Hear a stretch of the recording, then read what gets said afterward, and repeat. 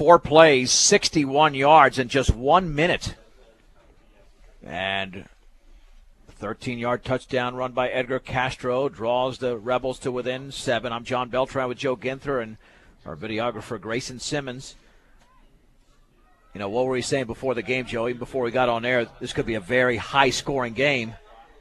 Right now they're on pace to eclipse 80 points combined, and we still have time left in the first quarter. That's okay. That might be what we want. I know we're a drive-sustained, slow-moving offense, but if we're still scoring points, all we got to do is score more points than the opponent. That's all it counts. You're right.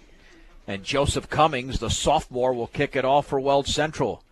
Let's see, the Bee Diggers can come up with a big play on special teams.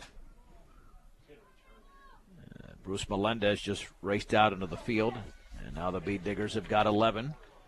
And Cummings with a short squibber. It'll be fielded by Melendez at the 35 near the sideline. Runs across the field trying to swing it around. He's got some daylight to the 40-yard line. He runs into a Rebel, and he's down at around the 41, a return of 6 yards before the Rebel tackle was made along the near sideline by Garrett Page, the 5'9", 200-pound junior, and Brandon Hoff as well. But once again, Brush setting up in very nice territory. You know, it was something that they must have seen on film. It was a nice high squib kick. They took one of their old linemen or a blocker out, put Melendez in, knew he had good solid hands, knew he could make the play, and it's paying off with good field position.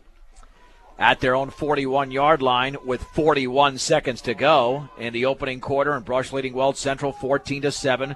The backs are split, Morrow and Weiser. One receiver to the left. The handoff to Weiser across the right side of the 50-yard line. He's down right there as he lowered his shoulder. Picks up 9 yards in the play before Alex Nadow made the tackle. And that was a huge one. I mean, Weiser has a 200-yard game this year against Valley. And with the way he's running, the Bee Diggers might have 200 yards as a team midway through the second quarter. John, if they stick with a 4-4, I knew they started it coming out of the game in a 5-3, but if they stick with the 4-4, Weiser's going to have a huge game with Brush Bee Diggers 50 series that is made to attack a 4-4 defense. Second down and a long one just shy of the 50-yard line as the clock reads 4 seconds to go. They should get a play off before the end of the first quarter. And Kyle Muir jumped on the right side with 1 second to go. And Randy Trites is beside himself. I don't blame him there because all they had to do was wait another second and the clock would have expired. I mean, you're still in a decent situation at 2nd and 6, but that's 2 penalties now where a Bee Digger moved early. You know, there are things that you don't need.